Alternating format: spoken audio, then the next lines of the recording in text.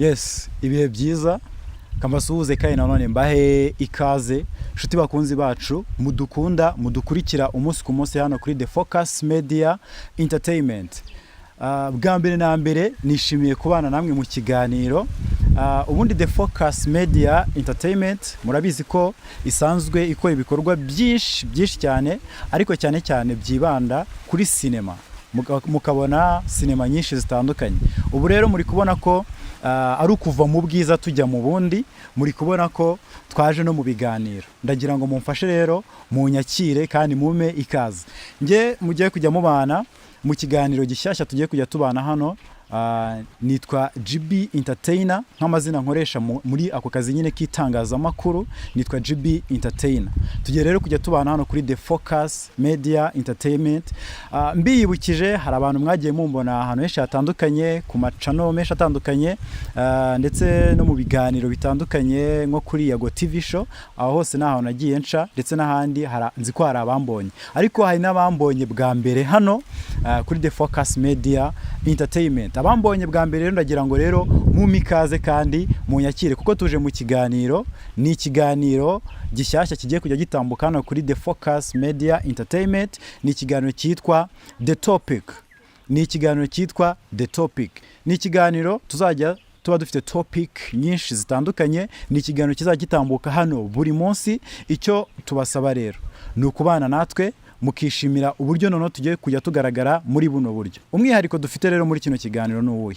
Nuko hari ibikorwa byinshi bitandukanye byanyuze hano kuri The Focus Media Entertainment, mukabikunda ku buryo bukomeye cyane, ariko nimubone umwanya wo kwisanzura ngo muganire na bamwe mu banyuze hano kuri The Focus Media Entertainment, ngo mubabaze ibibazo bitandukanye babasubize, cyangwa se natwe nk'abantu dukora kuri The Focus Media kandi tuba dufite amakuru menshi atandukanye, natwe tuze tubibasubize.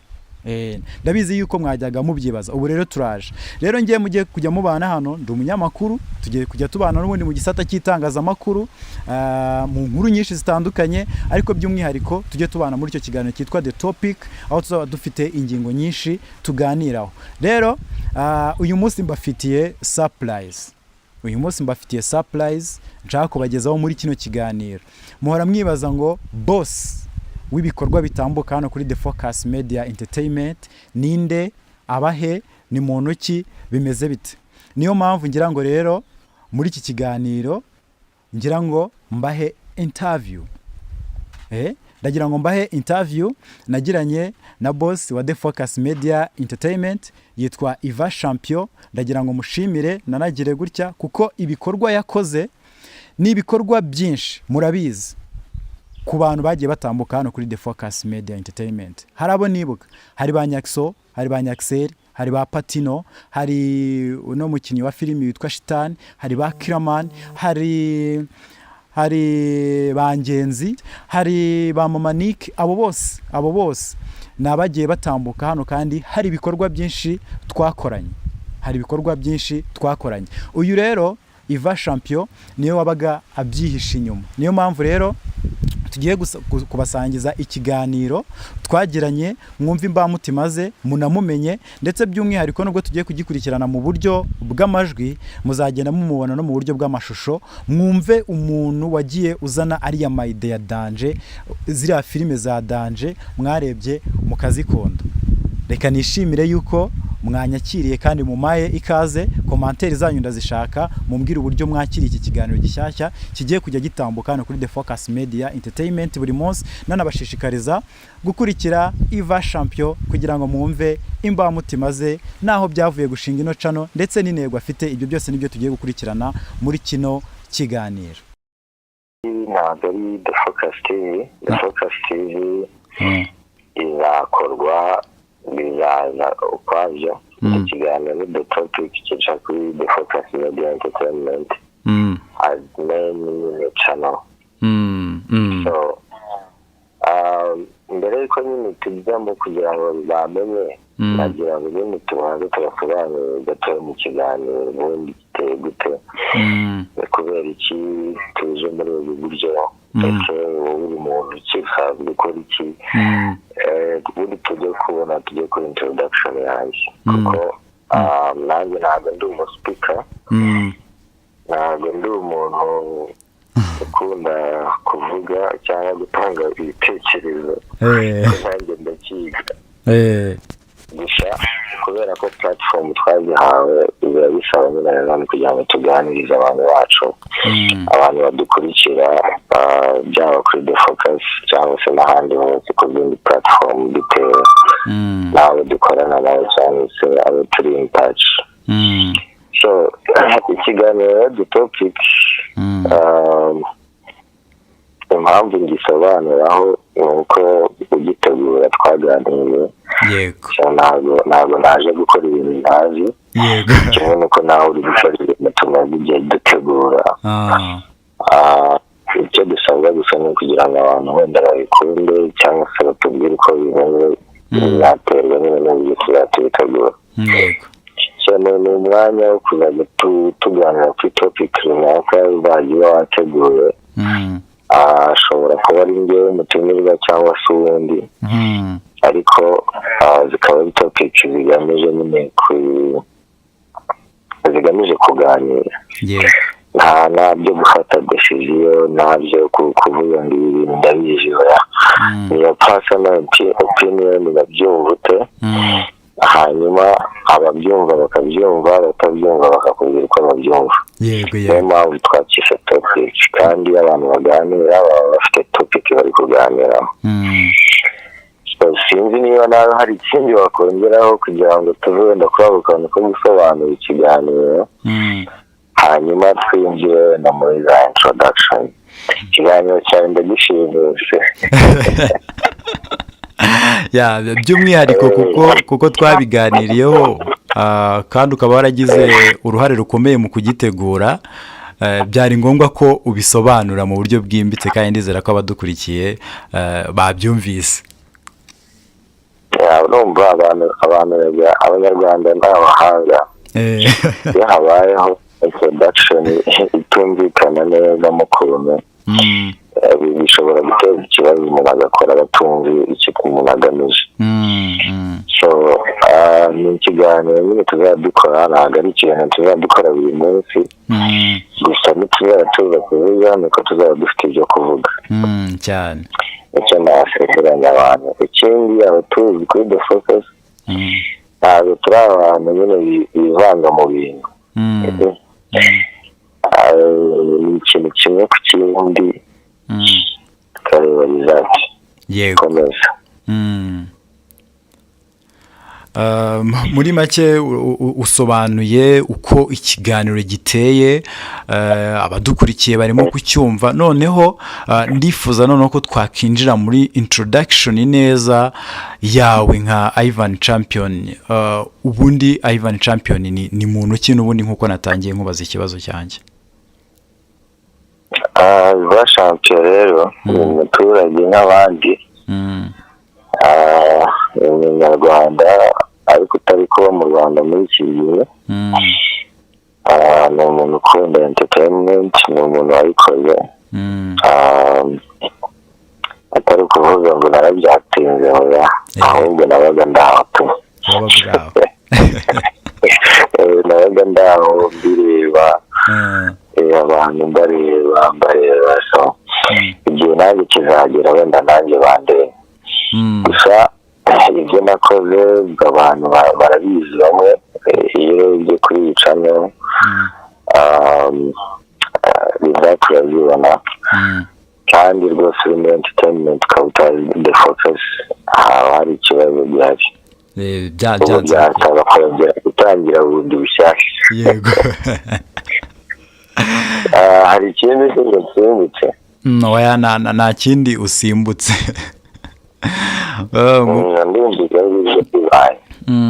Abakunzi bakurikiranye The Focus Media Entertainment akenshi bakunze kugenda babona ibikorwa bijyanye na sinema. Ese ibyo bikorwa hari uruhare ubigiramo?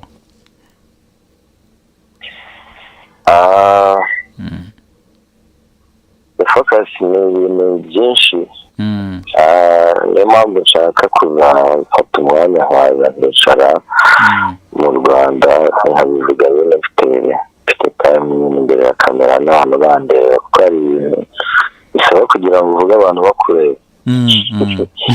urumva bakakureba nyine kugira ngo basubize muri byawe ariko icyo nabasha kuvuga ni uko The Focus yashinzwe kugira ngo ikore ibintu bijyanye na sinema ariko atari sinema gusa kuko yari ifite branche zigera muri 5 harimo music harimo comedy harimo sinema yari main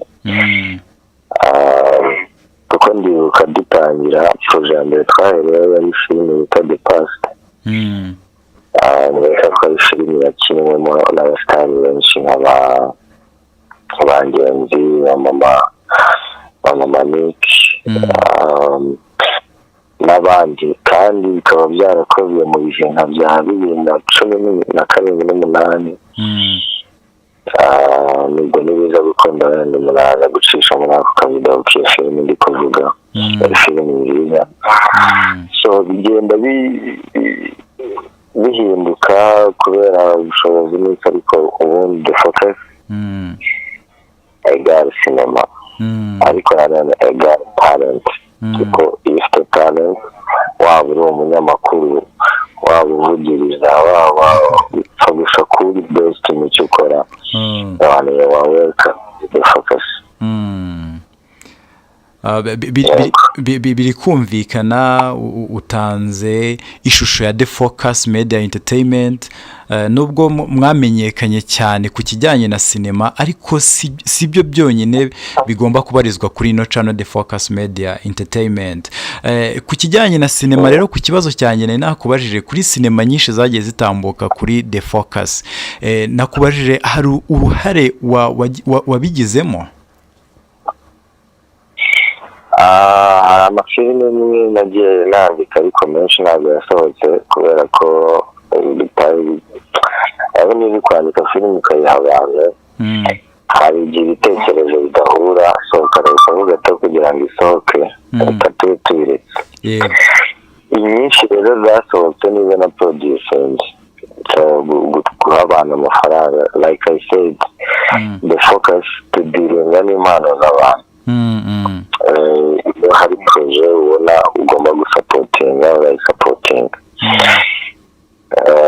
mu gihe ugitegereje ko nawe bazagusapotinga njye niko mbyumva byagera igihe mbisobanura byose biri muri logo ariko ntabwo abantu babasha kubibona ndetse biri mu byo tuvuga ariko biri more deep nawe iyo wumvishije ijambo The Focus hari aho rihuriye na lensi ya kamera kandi nanone hari aho focusinga ku kintu ufitiye direction ntabwo focusinga ku kintu utazi cyangwa se utabonye cyangwa se udafitiye confidence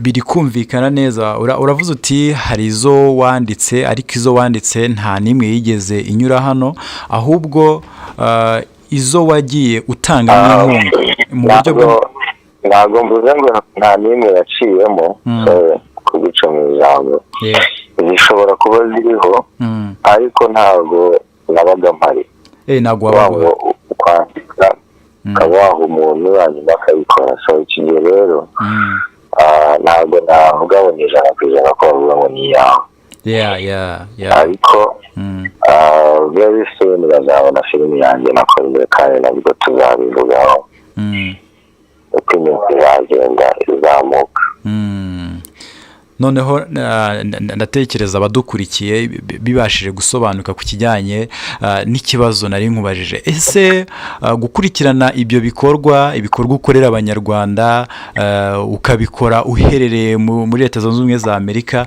ni ibintu bikorohera wowe byakorohera niba byumva urumva ko bikomeye ni izihe challenge zikomeye uhura nazo rero buriya kankwereke iyo ubuze ubunyamakuru uzumva abanyamakuru barenga 10 numva abakinnyi barenga 10 wumva abakoci barenze iki, ariko kuzagira ngo uzumve umuntu washinze bizinesi ikazamuka ari mu gihugu atarahakandagira akoresheje amagambo gusa bro biragora. Kuzajya uvuga gusa ngo mukore ibi kugeza aho ugera kuri subscribe, ahubwo mbona rero gushimira buri muntu wese wagize uruhare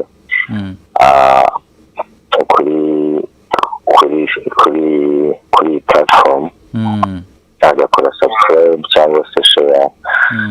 Hari abantu benshi ntabwo nshaka kubavuga mu mazina, ndafata umwanya mbavuge, ariko ndababona mu makomenti, ndababona muri mu magroupe twakoze. Much thanks kabisa. Hanyuma biragora kubera ko nyine ugomba kwizera umuntu, wabishaka utabishaka ugomba kwiyakira, kuko udafite uburyo bwo gupromotinga ibintu uko bitekereza ugomba kugira connection, wabishaka utabishaka, kuko iyo projet zirapfa. Ikindi cya gatatu, umuntu nyine wavuga ati hari ibintu byinshi umuntu ashobora no kuba afite projet aravuga ati nitaba amafaranga ntayo ngo warenzaho iki noneho utanahari wadayamuha akakubwira ati nutampa ndi ntayo ngo warenzaho iki, wanakicaza akakubwira ati ndayisibye.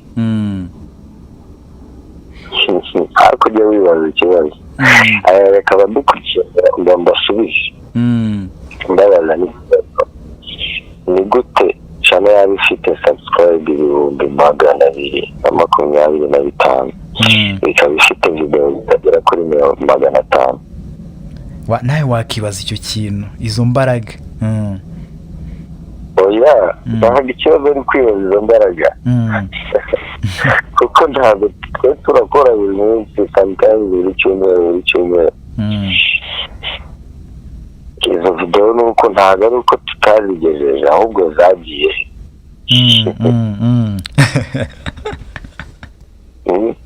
zagiye so ni ibintu byinshi, ariko kugira nsubize ikibazo cyawe tugene mu bindi biragora byo byose no gusobanura amafaranga gisobanura ibintu ntabwo biba byoroshye, gusa kuko uri gukora ibintu ukunda, uzi ko nawe ubwawe bizakugirira akamaro kuko aba ari kariyeri yawe.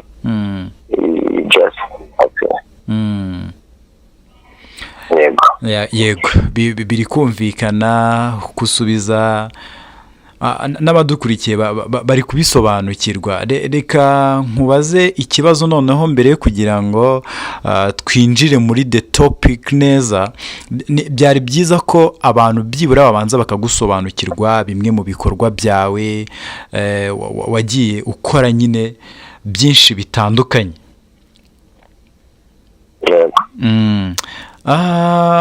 Nk'umuntu wakreye iyo channel ugatanga platform, ukanyuzaho talent nyinshi zitandukanye, ukayita The Focus Media Entertainment, ubona umwe mu mugambi wari ufite wo kugira ngo nyine ukore ibikorwa byawe, umugambi wari ufite ubona ugerwaho uko wowe wumva wabishakaga, cyangwa haracyarimo imbogamizi?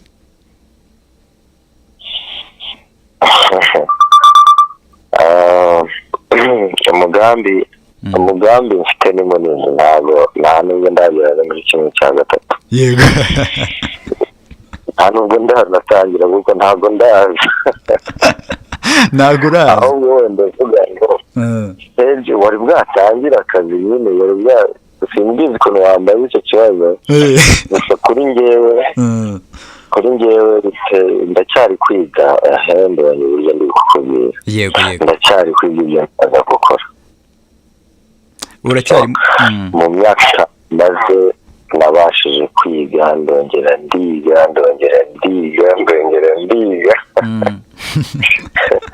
baranyigisha, ndadefanda ibyangombwa, nsanga ni pirate, nsubira kwiga, bongera barampindurira kwiga nsanga ni pirate ariko ubu ngubu ngiye kubona ibya OG.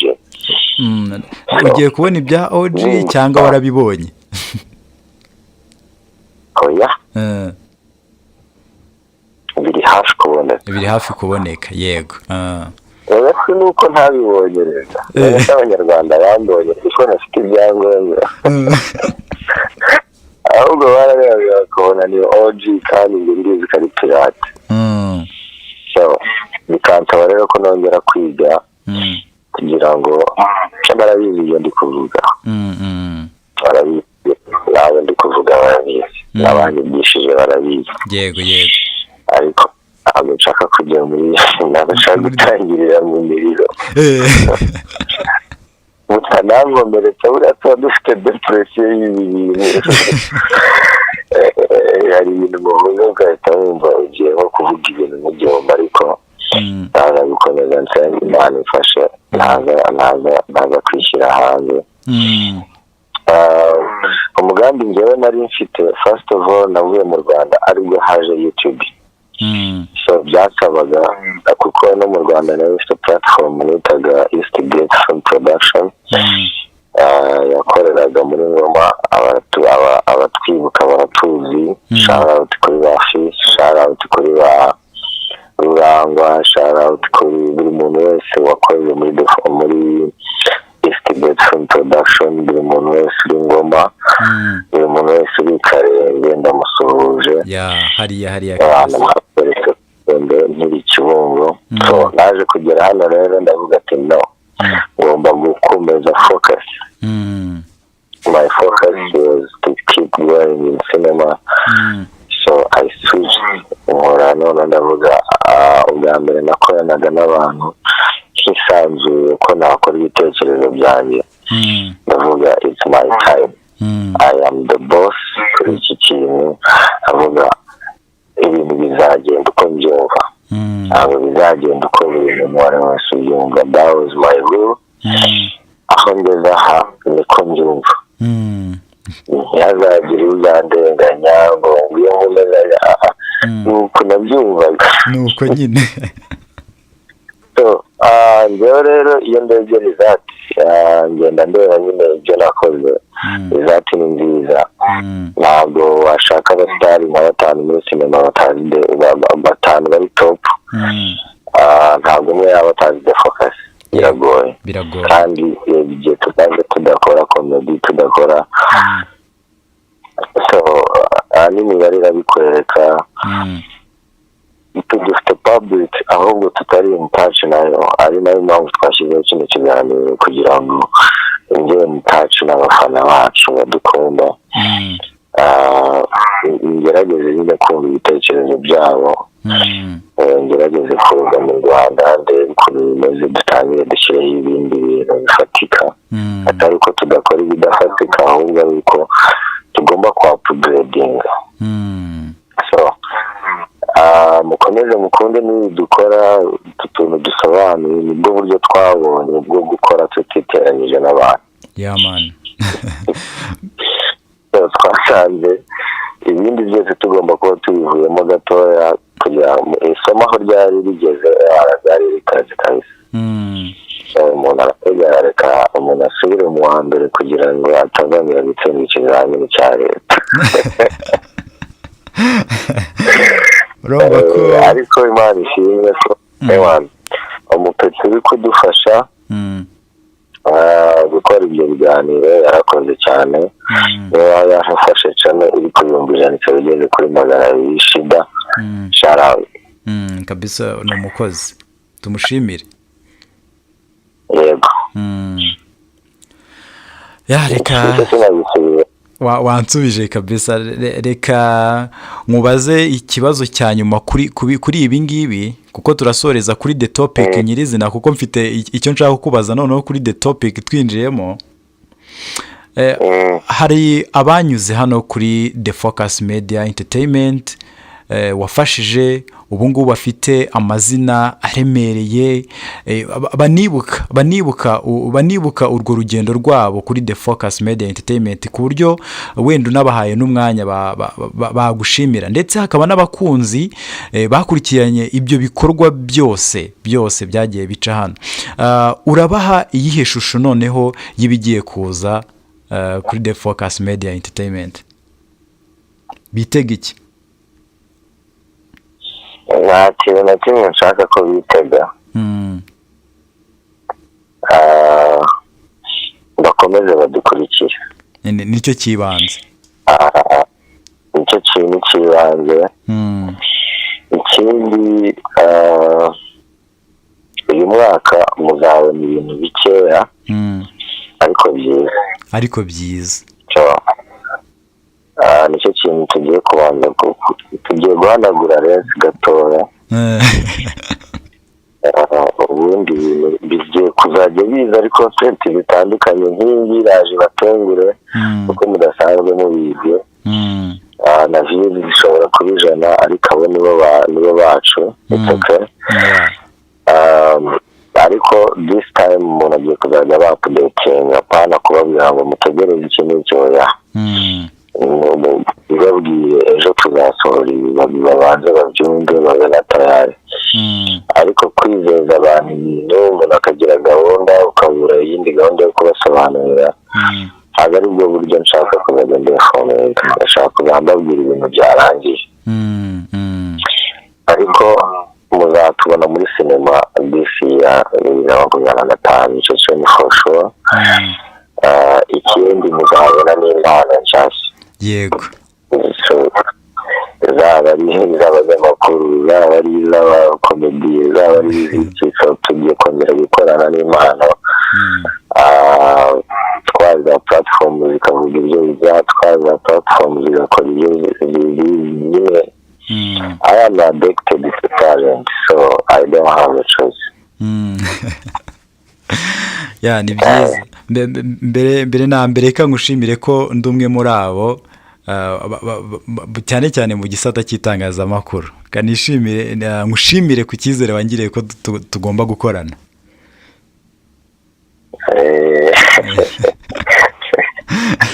Kora abantu babanze bakunze bumve n'ibyo bibazo byawe.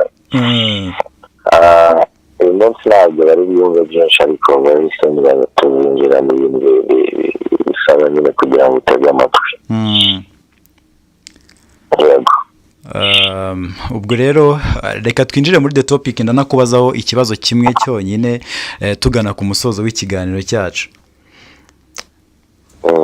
hari ibibazo biba mu buzima bwacu bwa buri munsi muri sosiyete, byinshi biba bigiye bitandukanye, ariko ngenda ndakomoza ku kijyanye n'ubufasha muri sosiyete. urabona uhuye n'umuntu aragufashije, uvuye ku rwego rumwe ugeze ku rundi, ariko uwo muntu ntatewe ishema no kuza kugushimira cyangwa se ngo agaragaze agaciro k'ibyo bintu uba waramukoreye. kuri wowe Ivan Champion, ibyo bintu kuri wowe ubifata gute?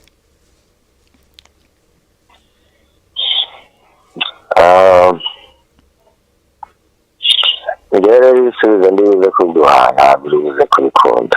ikintu cya mbere cyane wenda ko atari na ngombwa ko mbikunda, ahubwo ari ukugira ngo dusangire ibitekerezo. urumva hari ukuntu nyine ujya gusangira n'umuntu ibitekerezo, ariko agasanga ntabwo harimo nk'urusenda rwinshi.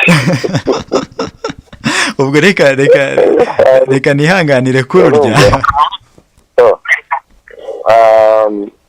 njyewe first of all, umuntu ufasha yumva ko azamushimira aba harimo ikibazo. ubundi gufasha wenjoyinga igitanga amafaranga. igihe utenjoyinga uyamuha, abantu ufite ikibazo. uri kwishushanya. Yego. hari ikigamije, hari icyo nyine. so abantu rero bafasha muri ubwo buryo, they are expecting kuza kumugira, kumushimira. iyo utamushimiye biba ikibazo. ku ruhare rwanjye njyewe muri rya shuri nize, mu bantu bose nafashije ngiye kuvuga ngo ni bande baje kunshimira ngo byagenze gute ngo nashwanye ku mutima kuko nibo bake nenjoyinze ibyo bampaye nenjoyinga n'ibyo nabahaye numva ndahaje kabisa numva ko ni nako umuntu n'abantu banjye n'inshuti zanjye n'abadukurikiye twagakwiye kumera niba ufashije umuntu enjoyinga ko umuhaye wenjoyinge nuko yakwiyambaje kuko nta buri igitangaza muri iyi si ahubwo nuko Imana iba yagukorera kugira ngo ifashe undi muntu wayo ni nako Imana ikorera mu bantu ushobora gufasha n'umuntu n'ibintu ku kazi uzumva ko ugeze opportunity yo gukora igikorwa uzishyurirwa kuko Imana yongereka ku blessing hari ibyo nabonye byinshi ntabikwiye kuba mfite iyo ntaza gufasha abo nafashije so ninde se wabonye ubutumwa bwiza cyane wibwiye yuko ntari bunyurwe mu bisubizo uri bumve cyangwa se ariko njye nakubwira ko nyuzwe ahubwo ku bakunzi badukurikiye bo barabyumva gute reba twandikire muri komantere barabyumva gute batubwire gusa nyine ni ibisubizo umuntu uwo ari wese aba nyine ari kuvuga ngo ni gute ngo cyangwa umuntu aba ari kwishushanya nibyo twe expectingaga amafaranga turi gukorana ariko ntabwo nigeze ngufungisha kuko wahombye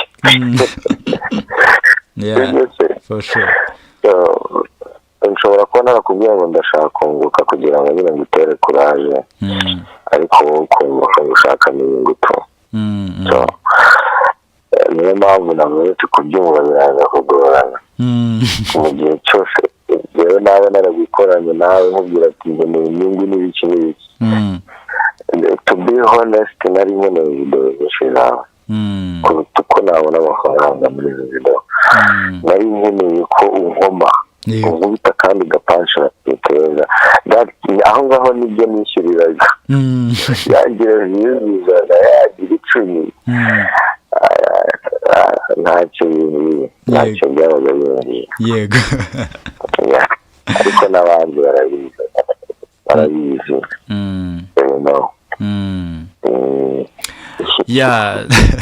champion katugane ku musozo kubera ko ibyo tubabikiye byo ni byinshi kandi bari kumva ko biryoshye nge ndahamya nashidikanya ko bari kumva ko biryoshye mbere na mbere ndizera ko hari abantu bakumvishe bwa mbere kabisa baduhereze na feedback ese babyakiriye gute kukumva nanjye ndi GB Entertainer tuzadukomeza tubane mu biganiro byinshi bitandukanye cyane cyane ariko bikubiye muri the topic nk'ikiganiro batubwire batwakiriye gute ahubwo reka nsoze wenda reka nanjye nkubaze ko ntabwo wambaza gusa akenshi ndi kumwe n'umutumirwa rigemba ntabyiteze ariko nambajije sinabura kugusubiza nta kibazo ikibazo se ngiye kukubaza kari mu nyungu zawe ibi biba byisanzemo kuko ubundi wari umufotogarafe ukuntu n'umunyamakuru fotogarafe yanjye ihurira n'ubunyamakuru ikindi nigeze kubona kwa Yago ihurira muri make ntago ndi bubisubize mu magambo menshi gukora photography kwanjye ni bya bindi bita ngo no gushaka amaramuko naho gukora itangazamakuru ni umuhamagaro ni cya kintu uba wiyumvamo kumva ko ari cyo wahamagariwe gukora ukagikora nka kwa kundi uvuga ati ni ibintu narose ngomba kuzabikora rero itangazamakuru kurikora ni ibintu bindimo n'urukundo rwabyo mu gihe photography ni ugushaka ngo uvuga ati byibure ejo buke nibwo buryo nakoragamo photography kuko nabonaga ko ari bwo buryo bunyoroheye bundi hafi nshobora kuba nakora bikihuta nkabona ayo maramuko. ikindi ubwa mbere umenya The Focus byari mu wa mwaka? Menya The Focus nekereza byari mu mwaka w'ibihumbi 2010 hagati ya 2018 na 2019. Ashaje turisaje mu mwaka tubizamoka. Ntabwo tugomba kubivamo. Ibyo ngibyo nibyo nashakaga kukubaza. Wambajije ku kibazo cyo kuri cya Yago nari ngiye ntakivuzeho. No kuvuga bitewe n'urwo rukundo rwo gukunda itangazamakuru, nagiriwe amahirwe yo kubikora mbibonamo umugisha, ariko numva ndashaka kwagura kariyeri yanjye kugira ngo abantu barusheho kumenya talent yanjye y'itangazamakuru. Rero nka Yago nk'umuntu ukomeye kandi umwe mu bantu baca bugufi bagerageza kwakira impano zose, namusabye ko twakorana ikiganiro mu rwego rwo kwagura ibikorwa byanjye, kwagura impano yanjye y'itangazamakuru. Aranyakira dukorana ikiganiro, niyo mpamvu nyine twakoranye ikiganiro kuri Yago TV show, bwari uburyo kugira ngo nagure impano yanjye kandi byangiriye inyungu biri beta nuko mbere byari bimeze. Rero namushimira ubu nanjye ndi kugufasha kubera Yago. Wow, nukuri. Kariko dutoje gufasha impano akadukomera yashoreje yabaye pariki. Muri iki kiganiro urankoze urankoze kabisa. Unkoreye surprise by'umwihariko kabisa. Urumva niba rero modo wawe yarakumuritse reka natwe tugerageze turebe. Gusa nyine iyo umuntu afite impano iragaragara, ntago umuntu abyirukaho, ntago agira iki, kandi niyo umuntu ari blessed aba ari blessed ko byagenda kose. Ikindi iyo umuntu nyine yiga, njyewe mfashe imyaka 5 ndi kwiga, urumva so niba nta n'ibiri uramara ukaba warabashije kugera kuri kamera za Yago TV show, my brother, sinzi imbaraga wakoresheje, sinzi uko wabigenje, ariko nutabyara umusaruro nabwo uzaba umeze nk'umunyeshuri ufite ibyangombwa bita bya pirate nyine. Nanjye rero mba ndi kugufasha kugira ngo nibura umuntu ashyireho sinyatire validi, n'undi nawe yagakwiye kugufatira akagusinyira, n'undi kugeza aho ufata ibyangombwa umuntu akabifata akavuga ati icyo gukora ibyangombwa biruzuye. Yabane icyo yaba yaragukoreye aba yaragushyiriyeho sinyatire ya mbere, n'abandi bazagenda bashyiraho.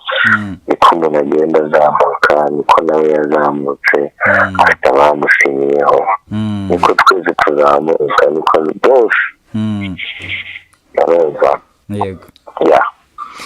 Mbonereho kugushimira kuba warambonyemo icyo cyizere kandi ukaba wiyemeje kumfata ukuboko nk'uko umuvandimwe yabitangiye.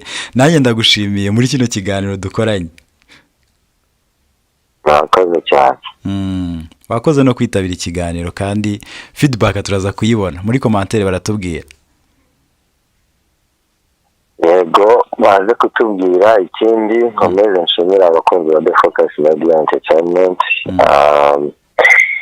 Byinshi 2025 tugiye kuba turi updated cyane,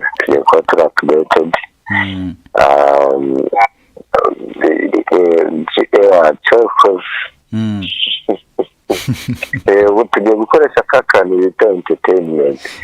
Tugiye gukora entertainment. Ubu turaje.